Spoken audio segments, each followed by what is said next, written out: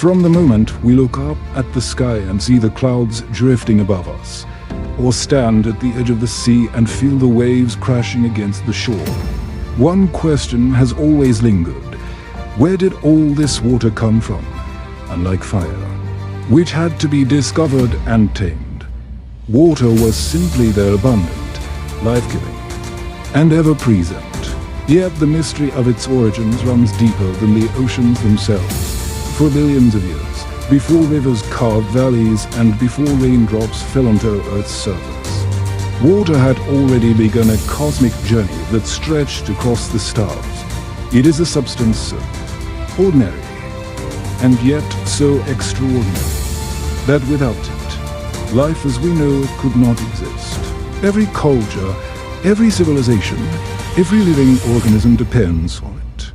But when we trace water back to its earliest beginnings, we find a story that takes us not just to the dawn of the world, but to the very birth of the universe itself. This is the story of water, its cosmic origins, its arrival on Earth, and its profound role in shaping both our planet and the living world that calls it home. To understand the origin of water on Earth, we must first leave our planet behind. The story begins not in oceans or rivers, but in the deep silence of space within the aftermath of the Big Bang itself. When the universe first came into existence, about 13.8 billion years ago, it was a place of unimaginable heat and density. In those first moments, there was no water. There were only the simplest elements, hydrogen and helium, swirling in an expanding cosmic firestorm. These two elements are the building blocks of everything to come, but alone. They could not yet form water. Water, at its simplest, is two hydrogen atoms bound to one oxygen atom. Hydrogen was plentiful from the very beginning, but oxygen, the other essential ingredient, did not appear until much later, forged in the fiery hearts of stars. Billions of years passed as stars lived and died, creating oxygen and scattering it across space in colossal supernova explosions. Each explosion was both an ending and a beginning, the death of a star, but the seeding of the universe with the ingredients for water, out in the interstellar medium, in cold molecular clouds of dust and gas. Something remarkable began to happen. Hydrogen and oxygen, drifting through space, combined to form molecules of tiny specks of water, frozen onto grains of cosmic dust. This was the first water born not on Earth, but in the vast, dark reaches of space. Long before there were planets or oceans, there were already ice-coated particles drifting between the stars.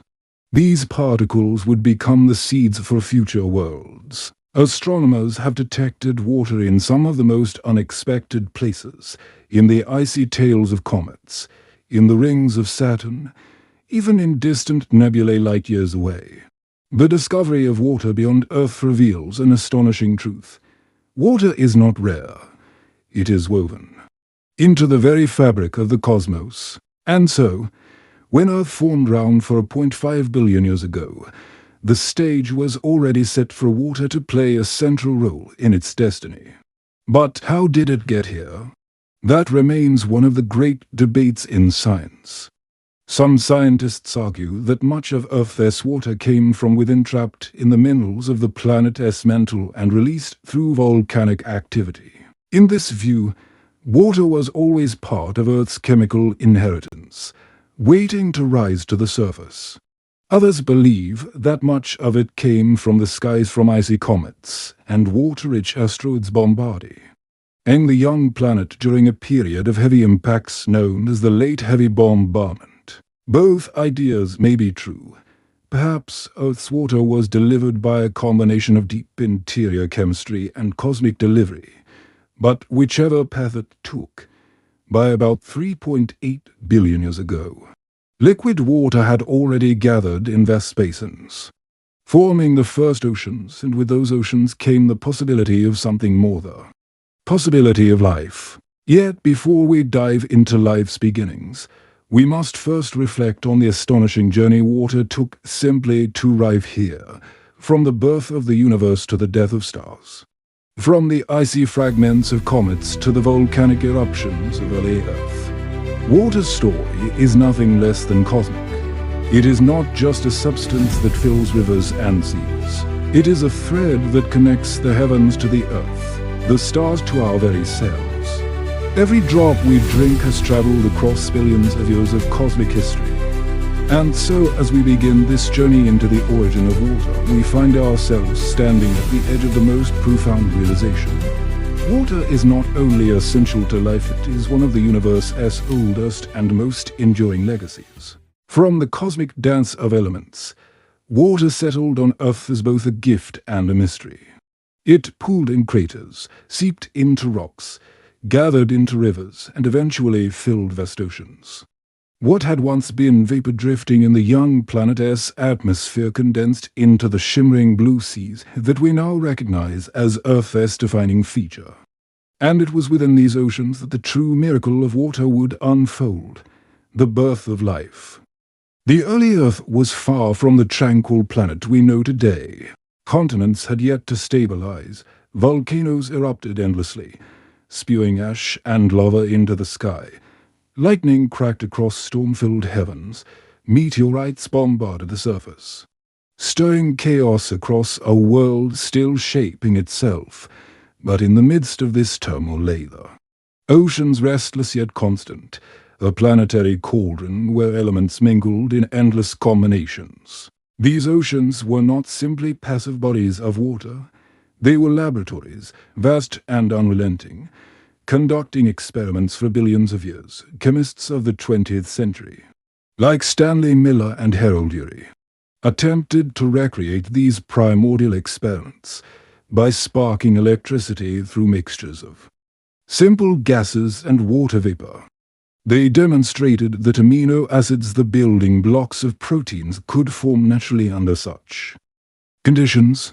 From these simple beginnings, more complex molecules emerged, linking into chains and spirals. Some scientists envision this early ocean as a primordial soup, a broth rich with potential, where molecules drifted, collided, and assembled into ever more intricate structures. Others turn their gaze not to the surface, but to the ocean's hidden depths. There, along the fissures of the seafloor, hydrothermal vents belched superheated water rich in minerals. Towering chimneys of black smoke and white stone created stark oases in the otherwise dark abyss. Round these vents, strange ecosystems thrived even without sunlight, relying on chemical reactions instead of photosynthesis. To some, these vents hold the true secret of life's origin. Within their mineral-rich pores, molecules could have found the protection and concentration needed to form membranes, RNA strands, and eventually the earliest self-replicating systems. Whether born from a sunlit soup or a vent in the abyss, life's earliest whispers were carried by water. In water, fragile molecules could float, bond, and break without being destroyed by the harsh ultraviolet radiation that battered the young planet's surface. In water, heat could be absorbed and distributed, shielding delicate reactions from sudden swings of temperature. Water was not just the stage on which life appeared, it was the very actor that made life possible. At some point, within this watery crucible, the great leap occurred. Molecules capable of replication emerged. Perhaps it began with strands of RNA, simple yet versatile, able both to store information and to catalyze reactions. These strands copied themselves, sometimes imperfectly, and those imperfections, mutations, gave rise to variation. Variation led to competition. Competition led to evolution. From that moment onward, life was no longer a chance arrangement of chemistry. It was a process, a story, a force that would reshape the planet itself. For billions of years, life remained tethered to the water that had birthed it. The earliest organisms were microscopic, invisible to the eye yet monumental in their significance. They clustered in mats, forming stromatolites that still stand today as some of Earth's oldest fossils. They consumed minerals, gases, and, in time, sunlight. With the advent of photosynthesis, microscopic cyanobacteria began to release oxygen into the oceans.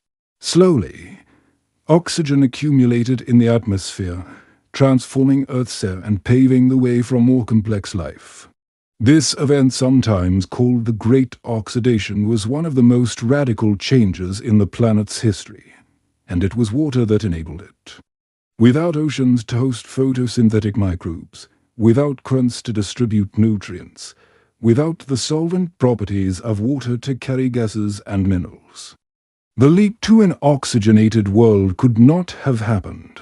With oxygen came complexity. Cells joined together to form larger, cooperative organisms. The first multicellular creatures floated through ancient seas.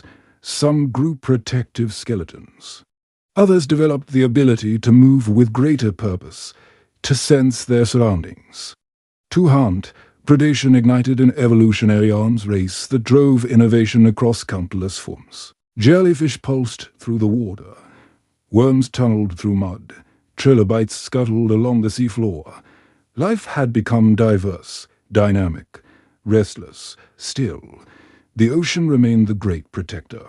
It cushioned against radiation, provided buoyancy for delicate bodies, and supplied a nearly endless variety of chemical resources. DNA, the molecule that carried life's instructions, was shielded within watery cells. Even blood and cytoplasm retained the salinity of the seas, as if life carried with it a reminder of its birthplace. Indeed, to this day, the composition of human blood mirrors that of the ancient oceans, every beat of our hearts, every drop that courses through our veins, is a whisper of our aquatic origins. But evolution did not stop at the water's edge. Some creatures began to explore new territories. First came plants, creeping onto damp shorelines, clinging to moisture as they learned to capture sunlight more efficiently. Then, armored fish-like beings developed lungs alongside gills. Testing the air above, they dragged themselves from tidal pools. Their fins stiffening into limbs, amphibians soon followed, venturing between two worlds, water and land. Eventually, reptiles, insects, birds, and mammals would thrive on the continents, transforming Earth into a mosaic of ecosystems. Yet, no matter how far life spread, it carried water within it. Cells could not survive without it. Organs evolved to conserve and circulate it. Entire species learned to migrate in search of it.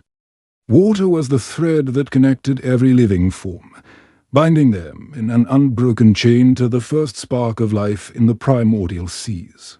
The oceans, once the sole cradle of existence, had now given birth to explorers of the land and sky. And with these new frontiers came new challenges.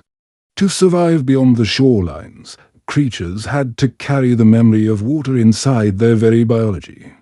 From the tear ducts in our eyes to the amniotic fluid that protects human embryos, water is still present at every stage of life. It is both a relic of the past and a necessity for the future. As life diversified and expanded, the stage was set for the next chapter. In time, a single species would emerge, capable of shaping landscapes, storing knowledge, and building societies. And for them, too, water would prove indispensable not just as a chemical foundation of biology, but as the foundation of civilization itself. Rivers would guide migrations, lakes and wells would anchor settlements. Agriculture would blossom only where water could be reliably found. And in those places where water flowed freely, culture, trade, and empire would follow. The story of life's beginnings, carried by the oceans, now prepared to flow into the story of humanity itself.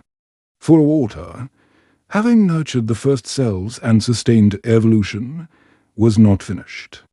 It would soon rise again as the force that bound people together, shaping the rise of civilizations and determining the fate of nations. And so the current of history moves forward out of the depths of the ocean, across the shores of continents, and into the rivers and valleys where humanity's story would begin. For the earliest humans, water was not merely a background element, it was the compass of existence. Nomadic bands of hunter-gatherers learned quickly that survival meant following rivers and lakes. Where there was water, there was food, fish in the streams, game on the floodplains, and plants nourished by fertile soils. In deserts, a single spring could mean the difference between life and extinction. Water carved the very map of early human movement, drawing people again and again to places where the land met the flowing currents. As the Ice Age glaciers melted, vast rivers carved valleys across continents. Humans followed their course, camping by their banks, learning their rhythms, and telling stories about the spirits that lived in them. Some groups stayed long enough to notice something profound. Seeds dropped near the water's edge sometimes grew into plants, and those plants bore fruit again the next season. Out of this observation was born one of the greatest revolutions in human history, agriculture. The connection between water and farming was immediate and inseparable. Crops needed the steady gift of irrigation, and water made the soil fertile. It is no coincidence that the world's earliest great civilizations rose along rivers. The Tigris and Euphrates in Mesopotamia, the Nile in Egypt, the Indus in South Asia, the Yellow River in China, these waters became the worms of civilization. Each river gave rise to a culture, and each culture told its story through water. In Mesopotamia, the unpredictable floods of the Tigris and Euphrates demanded human ingenuity. Farmers dug canals, built levees, and created the first irrigation networks, transforming barren plains into fields of barley and wheat. The need to organize these efforts spurred cooperation, hierarchy, and the birth of city-states. The rivers did not merely water crops, they shaped politics, religion, and society. The Nile, by contrast, was a river of constancy. Each year, its floods arrived with reliable rhythm, leaving behind a gift of fertile silt. For the Egyptians, this rhythm was more than agricultural, it was cosmic. They built their calendar around the flood cycle, and their myths spoke of the Nile as a divine artery of life. To live along its banks was to live in tune with the cosmic heartbeat, predictable and eternal. Far to the east, the Indus River nurtured another civilization, whose cities Harappa and Mohenjo-Daro were marvels of urban planning. With advanced drainage systems that spoke of a people who understood the importance of clean water. Meanwhile, in China, the Yellow River's floods were both blessing and curse. Known as China's sorrow, its unpredictable surges forced communities to devise elaborate systems of dikes and canals. The struggle to master the Yellow River would echo through Chinese history, shaping governance, philosophy, and the idea that harmony between human order and nature's forces was essential for survival. Water was not only a source of food and soul, it became the first great highway of humanity. Boats crafted from reeds or dugout logs carried people across lakes and rivers. Seas, once feared as endless voids, slowly transformed into bridges between lands. The Phoenicians, those master sailors of the Mediterranean, charted routes that connected Africa, Europe, and Asia. The Greeks rode the Aegean waves, linking city-states into a shared cultural sphere. The Polynesians, guided only by stars, winds, and currents, voyaged across the Pacific, proving that water was never a boundary but a path. Along with goods, water carried stories. Myths of flood and deluge appear in cultures across the globe. The Epic of Gilgamesh, the biblical Noah, the Hindu Manu, the Chinese story of Yu the Great. These stories reflect a shared truth. Water gives and water takes away. It is the source of rebirth, yet also the agent of destruction. Through these myths, humanity learned humility before the waters. But as people grew more ambitious, they sought to master water. Irrigation systems expanded. Aqueducts carried water to distant cities. The Romans perfected the art, building monumental aqueducts that stretched across valleys, delivering fresh mountain water into the heart of Rome. Public fountains gushed, baths flourished, and sanitation improved. The aqueduct was not just infrastructure, it was a symbol of civilization's triumph over distance and scarcity. Yet mastery was always fragile. Drought could topple kingdoms, floods could swallow fields. The Maya civilization in Central America, despite its brilliance in art and astronomy, struggled with prolonged drought, which many scholars believe contributed to its decline. In Mesopotamia, centuries of irrigation eventually led to salinization of the soil, undermining the fertility that had first sustained them. Time and again, water reminded humanity that it could be borrowed, managed, and redirected, but never truly owned. Water also carried risk in other forms. While it gave life, it also spread disease. Stagnant water bred malaria. Polluted rivers carried cholera. Entire towns were periodically devastated by illnesses born from contaminated wells and streams. Humanity's dependence on water came with an eternal vulnerability. It was the friend that could betray, the healer that could poison. Despite this, water remained profoundly sacred. In India, the Ganges was not only a river but a goddess, worshipped as a purifier of sins. In Japan, Shinto traditions regarded waterfalls and springs as places where spirits dwelled. In Christianity, baptism through water symbolized rebirth and cleansing of the soul. In Islam, ritual washing before prayer is a daily reminder of purity through water. No other element is so universally revered.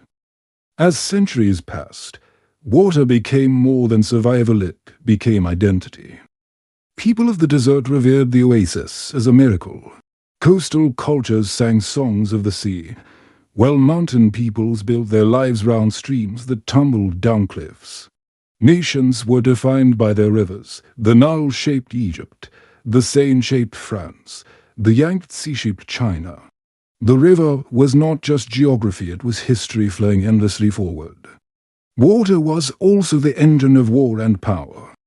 Control of rivers meant control of life. Battles were fought for access to wells, springs, and fertile floodplains. Cities rose where rivers convert Baghdad at the Tigris, Paris on the Seine, London on the Thames. Naval empires emerged: Athens, Venice, the Ottoman fleet, the British Navy, each built on their ability to command the seas. Whoever ruled the waters ruled trade, wealth, and destiny. But water's role was not only in feeding armies and growing empires. It powered imagination. Poets compared love to rivers, philosophers saw in its flow a metaphor for time, and artists painted reflection shimmering on its surface. From the haikus of Japan to the epics of Homer, water was news as much as matter. By the medieval era, humanity had begun to harness water in new ways. Water wheels turned rivers into power for grinding grain, sawing wood, and forging metal. Mills became the beating hearts of villages, their steady rotation a symbol of community life. Bridges spanned rivers, connecting towns, linking markets, and binding societies together. Yet, no matter how far civilization advanced, water remained untamed. Floods still destroyed cities, drought still withered fields. The cycle of dependence and vulnerability continued, teaching again and again that human progress was never separate from nature's flow. And then came a profound transformation. With the dawn of the modern age, humanity learned to turn water not only into food or transport, but into energy itself. Steam engines, born from the marriage of fire and water, ignited the Industrial Revolution. Rivers that once carried barges now powered turbines. Water was no longer only a giver of life. It became a driver of machines, industries, and cities. The river that had once irrigated Mesopotamia's wheat would, in time, spin the wheels of factories in Manchester. The same element that filled Roman aqueducts now filled boilers, producing the steam that launched locomotives and steamships. Water propelled humanity into a new era of expansion, production, and ambition. Civilization had risen with water, and now it surged into modernity with it. Yet the lesson remained the same. Water was both ally and adversary. Harnessed, it could transform landscapes and societies. Neglected, it could devastate them. Always, it remained the silent architect of history. And so the story of water moves forward. From sacred springs and fertile valleys, from ships upon seas and wheels upon rivers, it will surge into factories, turbines, and dams. The same element that gave birth to life itself will propel humanity into the modern age and beyond. As human society grew more complex, water continued to flow quietly at the center of progress. If in the earliest villages and river valleys it gave us crops and trade. In the modern age it became the very pulse of industry, when the Industrial Revolution ignited. It was not only coal and steam that powered the great engines of change, it was water. Rivers turned the wheels of mills. Steam, born from boiling water, drove pistons and locomotives, shrinking distances and connecting continents. Cities expanded not only where the soil was fertile, but where rivers could feed factories, cool machinery, and carry goods to distant markets. Water became more than a gift of nature. It became infrastructure. Aqueducts and canals stretched like artificial rivers, channeling life into booming urban centers. Reservoirs rose to meet the thirst of millions. Dams were built, vast walls of stone and steel taming rivers to produce electricity. With hydroelectric power, humanity transformed falling water into light, into energy, into modern life itself. But this gift came with a cost. The same rivers that nurtured civilizations were forced to carry away pollution from factories. Lakes and seas that had sustained life for eons grew heavy with waste. For the first time, water was not simply a source of abundance, but a resource under threat, and yet it is in our nature to innovate. Engineers and scientists learned to clean, recycle, and manage water with growing sophistication. Desalination turned oceans into drinkable reserves. Pipelines carried water across deserts. Treatment plants gave back purity to rivers once thought dead. In the 20th and 21st centuries, the story of water became not just one of use, but of stewardship. Still, the challenges remain vast. In some regions, rivers run dry before reaching the sea. Glaciers, those frozen vaults of fresh water, are melting into memory. Climate change shifts rains, turning fertile lands into dust and bringing floods where once there was none. Water, which once seemed infinite, is revealed to be finite and fragile. And yet, there is hope. Round the world, communities are rediscovering ancient wisdom, that water is not a commodity, but a covenant. Cities are reimagining their relationship with rivers, restoring wetlands, protecting watersheds, and designing resilient systems that echo nature's balance. Technology offers promise satellites that track groundwater, innovations in conservation, and new ways of sharing this resource fairly. Through it all, one truth remains.